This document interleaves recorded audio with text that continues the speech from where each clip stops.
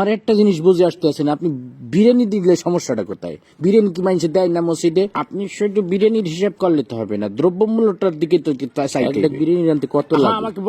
আমাকে বলতে দেন কাঁচামরিচের দাম, মশলাপাতির দাম, বাজারে যাই আপনি হিসাব করে দেখছেন বিরিয়ানি রানতে কত খরচ হয়।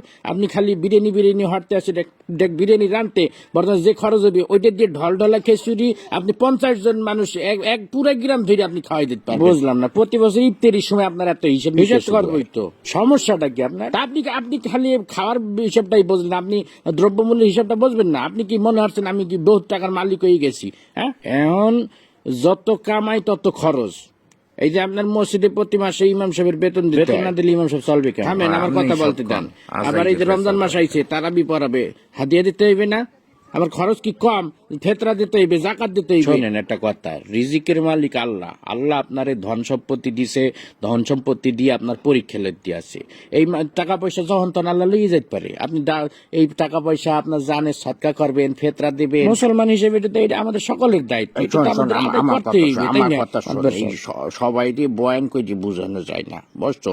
যে গেটি বেহার তুই কোরআন বুঝাইতে খাওয়াইলেও বুঝবে না। একটা কথা সবসময় মনে রাখবি, যে মানুষটা জায়গা রয়েছে তাকে কিন্তু ঘুমেতে উঠানো যায় না। এই যে আমি বিরিয়ানি দিতে পারবো না, আমি ডলডলা খেচুটি দিব, বিরিয়ানি দিলে আমার সমস্যা, এই যে এত সময় ধরে বুঝাইতে আসো, একটা কথা কি ওর কানে গেছে?